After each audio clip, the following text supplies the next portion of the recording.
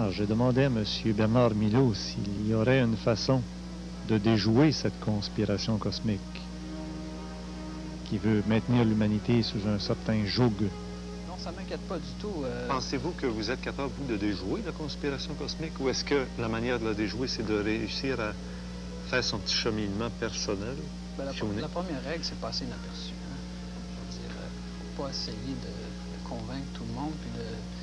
Non, la première, c'est ça. La démarche personnelle te démontre de toute façon, au fil des ans, que tu as intérêt à, on va dire en anglais, keep a low profile, c'est-à-dire te tenir tranquille, pas faire de vagues, pas faire d'éclats. Premièrement, ce qui fait que tu as l'air d'être comme tout le monde, et puis personne ne se préoccupe de toi. Ça, c'est une des premières choses. La deuxième, c'est tout simplement être très conscient de ce qui se passe. C'est développer cette conscience-là de ce qui se passe. Ça ne veut pas dire sortir, s'extraire complètement du monde, se mettre en milieu clos. Bien au contraire, il faut se tenir beaucoup plus au courant, il faut se tenir très informé, et puis il faut être très conscient de ce qui se passe. Plus on est conscient, plus on se rend compte du jeu qui est en train de se tramer. Et puis, ce qui fait qu'à un moment donné, tu ne prends pas dans le jeu. Reste démon. Bienvenue, madame, mademoiselle, monsieur, à Ésotérisme expérimental et encore une fois sur le phénomène extraterrestre. Ou, excusez, intraterrestre? Ou alors supraterrestre? Alors là, on va essayer d'en faire un petit peu plus de lumière à travers les dimensions, puisque ces êtres-là, on les a déjà perçus comme des Elohim, des anges venus du ciel, venus du Très-Haut, nous apporter des messages de paix. On les a aussi perçus comme des êtres diaboliques, chassés dans les entrailles de la Terre, hein, les intraterrestres. Et puis la semaine dernière, on s'est quitté sur un rire quasiment diabolique de Richard Glenn, lorsque mon frère disait à la toute fin de l'émission, mais il semblerait que pour réunir les humains sur la Terre, ça prend un ennemi commun, et un ennemi commun, idéalement, qui ne soit pas humain. Un ennemi extra-humain, extraterrestre, aliénigène, comme on disait. Et alors, pourquoi je riais à la fin de l'émission, c'est qu'il m'est passé une réflexion comme ça par l'esprit, que je vous ai transmis. Si c'était des êtres, les petits méchants, là, les petits gris, les petits hommes verts, des êtres placés là, les ennemis de l'humanité, par les bons extraterrestres. Ah, ben pourquoi pas? Puisque, semble-t-il, c'est lorsqu'on a un ennemi commun que les humains veulent faire corps, s'unir pour pouvoir affronter l'ennemi commun. Ah ah! Alors là, ça mélange encore plus les cartes. Est-ce que finalement les êtres extraterrestres ou les intraterrestres font pas tous partie d'un même grand plan qu'on appellera le grand plan divin, le grand plan de Dieu? Et connaissant parfaitement la psychologie de l'être humain, ils ont bien pensé en nous mettant les petits bonhommes sateurs. À partir de là, on est peut-être plus obéissant, hein, plus fraternel. Je vais vous présenter, peut-être que vous allez vous en souvenir, il s'agit de M. René Devailly, qui était chargé par la commission d'enquête Ouranos de faire des enquêtes concrètes, hein, sur le terrain. Sur le terrain, on s'est d'ailleurs rencontrés à cette époque-là. Lorsqu'on faisait des enquêtes, on a fait des enquêtes Saint-Eustache, Boisbriand, différents endroits dans la province de Québec. J'étais à cette époque-là correspondant de la commission d'études Ouranos au Québec et nous étions chargés d'aller recueillir des éléments sur le terrain et aussi de recueillir les témoignages des contactés. Et c'est à partir de là que nous nous sommes un peu démarqués du phénomène extraterrestre. Et du monde ufologique. Et du monde ufologique. Oui. De manière à prendre un peu de recul. Et c'est en ayant ce recul-là, avec M. Pierre Delval, d'ailleurs, qui est déjà passé sur l'émission, sur ton émission, oui. Qu'on s'est dit, il y a quelque chose derrière ça qui n'est pas catholique. Oui, ça, oui.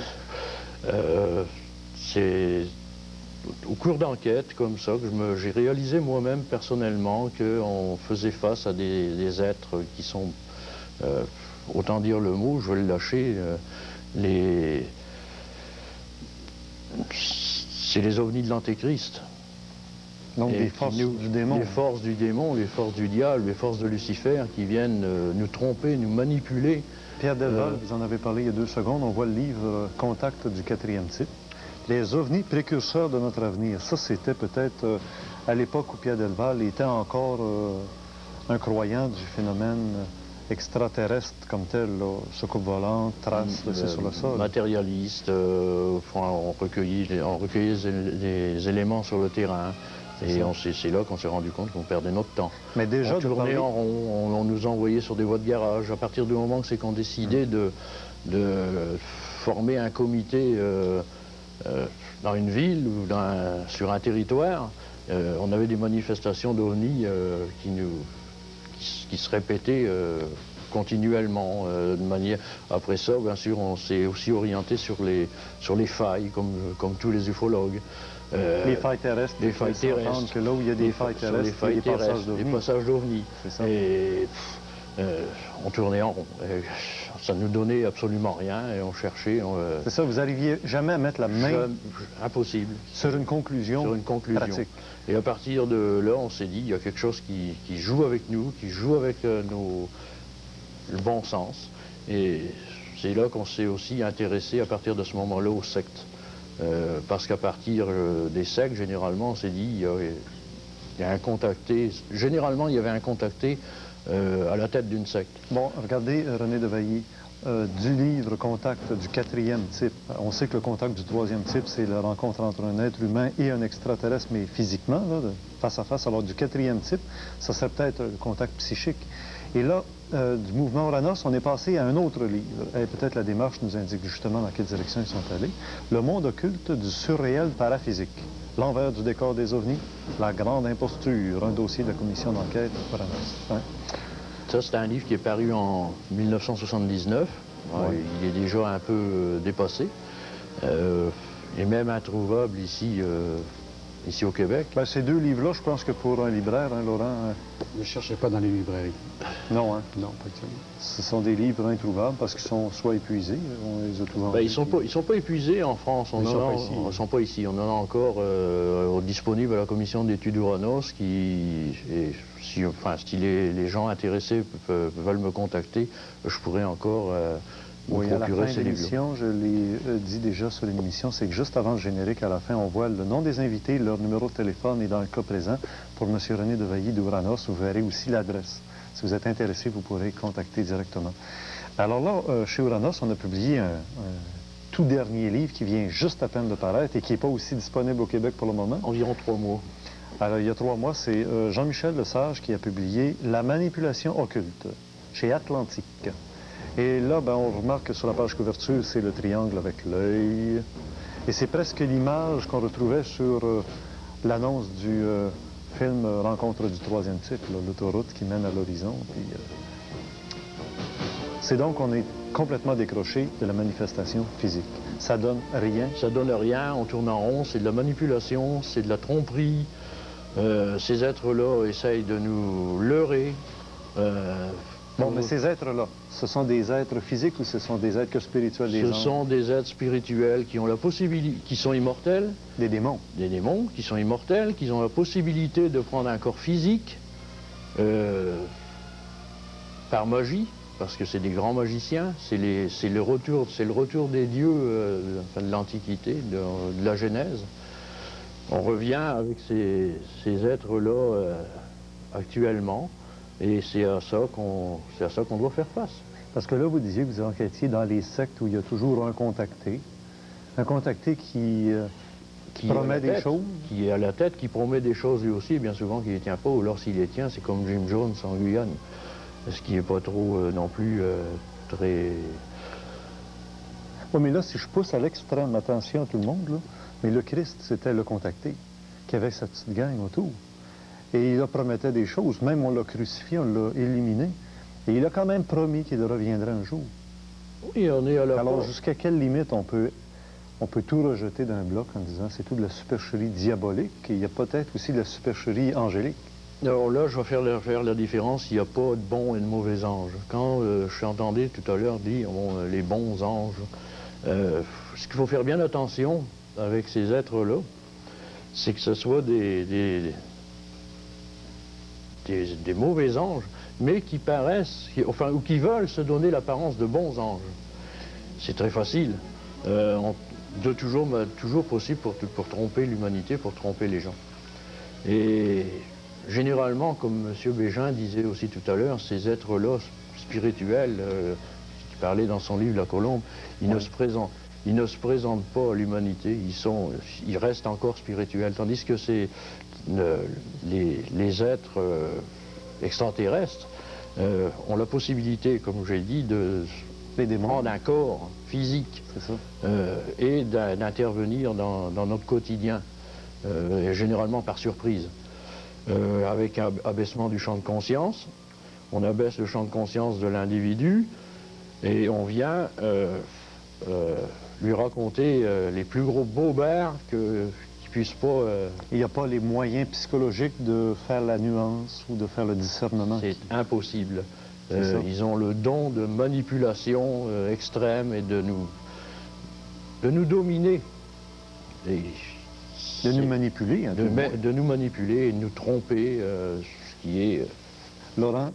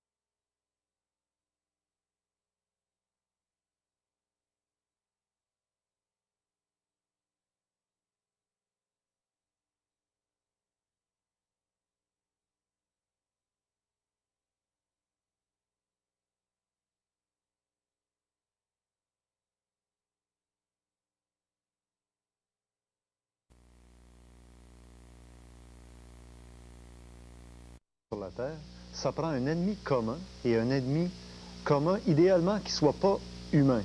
Un ennemi extra-humain, extraterrestre, aliénigène, comme on disait. Et alors, pourquoi je riais à la fin de l'émission, c'est qu'il m'est passé une réflexion comme ça par l'esprit, que je vous ai transmis. Si c'est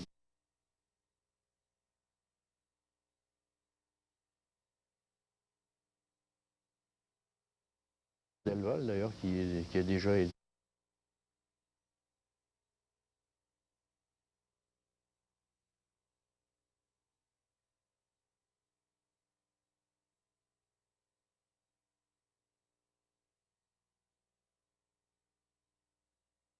déjà sur l'émission, c'est que juste avant le générique, à la fin, on voit le nom des invités, leur numéro de téléphone et dans le cas présent, pour M. René Devailly d'Uranos, vous verrez aussi l'adresse.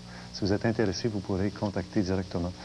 Alors là, chez Uranos, on a publié un tout dernier livre qui vient juste à peine de paraître et qui n'est pas aussi disponible au Québec pour le moment. Environ 3 mois. Alors, il y a 3 mois, c'est Jean-Michel Lesage qui a publié La manipulation occulte, chez Atlantique. Et là, ben, on remarque que sur la page couverture, c'est le triangle avec l'œil.